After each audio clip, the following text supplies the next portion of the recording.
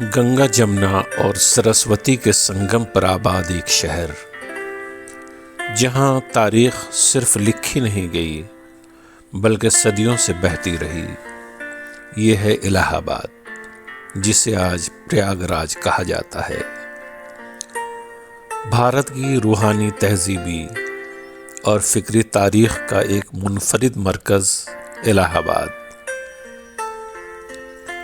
گنگا جمنا اور سرسوتی کے سنگم کا شہر، اردو ہندی زبانوں کے ملن کا نگر، ادبی تہذیبوں کا مرکز اور صوفی و ویدک دھاراؤں کے ساتھ بہنے کا علاقہ۔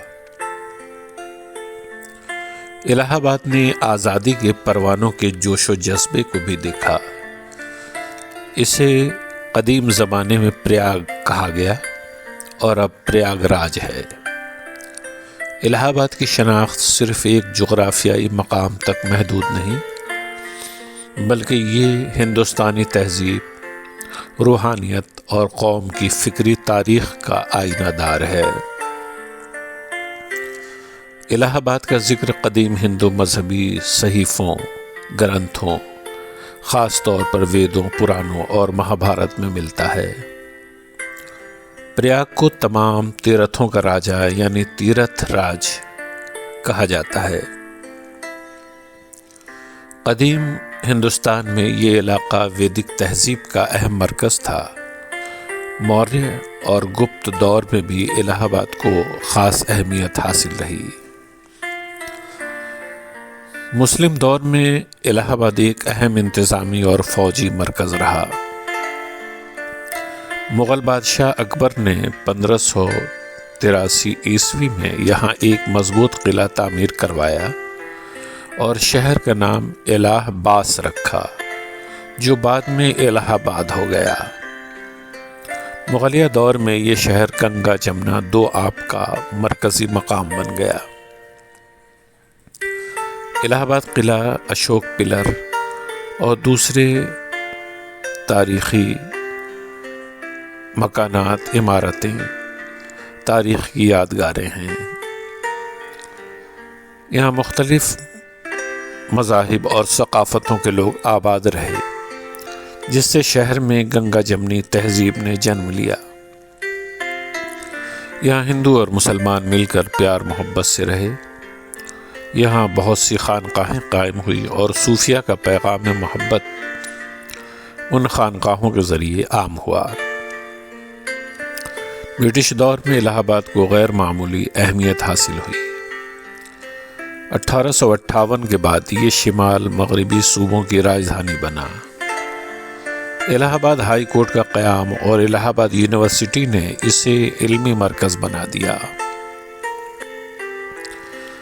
یہ شہر آزادی کی تحریک کا گڑھ رہا۔ آنند بھون، سوراج بھون اور نہرو خاندان کا کردار آزادی کی جد و جہد میں مرکزی حیثیت رکھتا ہے۔ 1930 کی مشہور الہ آباد قرارداد اسی شہر میں پیش کی گئی، جس نے ہندوستان کی آزادی کی سمت متعین کی۔ الہ آباد کی تہذیب کو عام طور پر گنگا جمنی تہذیب کہا جاتا ہے، جہاں ہندو، مسلم، سکھ اور عیسائی ثقافتیں باہم گھل مل کر پروان چڑھیں۔ یہاں کی زبان، لباس، کھانے اور تہوار اس ملی جلی تہذیب کی عکاسی کرتے ہیں۔ ادبی اعتبار سے الہ آباد نے کئی عظیم شخصیات کو جنم دیا، جن میں اکبر الہ آبادی، فراق گورکھپوری، مہادیوی ورما، ہری ونش رائے بچن اور دوسرے ادیب شامل ہیں۔ اردو اور ہندی ادب دونوں میں اس شہر کا نام نمایاں حیثیت کا حامل رہا۔ الہ آباد کی سب سے بڑی پہچان اس کا سنگم ہے، جہاں گنگا جمنا اور افسانوی سرسوتی ندی کا ملاپ ہوتا ہے۔ یہ مقام ہندوؤں کے لیے انتہائی مقدس ہے۔ یہاں منعقد ہونے والا کمبھ میلہ دنیا کا سب سے بڑا مذہبی اجتماع سمجھا جاتا ہے، جس میں کروڑوں عقیدت مند شرکت کرتے ہیں۔ ہندو مت کے علاوہ الہ آباد اسلامی، عیسائی اور دیگر مذاہب کے ماننے والوں کے لیے بھی اہم رہا۔ صوفیہ، سنتوں اور مذہبی مفکرین نے یہاں اپنے اثرات چھوڑے۔ الہ آباد محض ایک شہر نہیں بلکہ ہندوستانی تہذیب، روحانیت اور تاریخ کا جیتا جاگتا استعارہ ہے۔ یہاں کی گلیوں میں تاریخ بولتی ہے، دریاؤں میں عقیدت بہتی ہے اور فضا میں علم و ادب کی خوشبو رچی بسی ہے۔ الہ آباد ماضی، حال اور مستقبل کو جوڑنے والا ایک ایسا مقام ہے جو ہندوستان کی روح کی نمائندگی کرتا ہے۔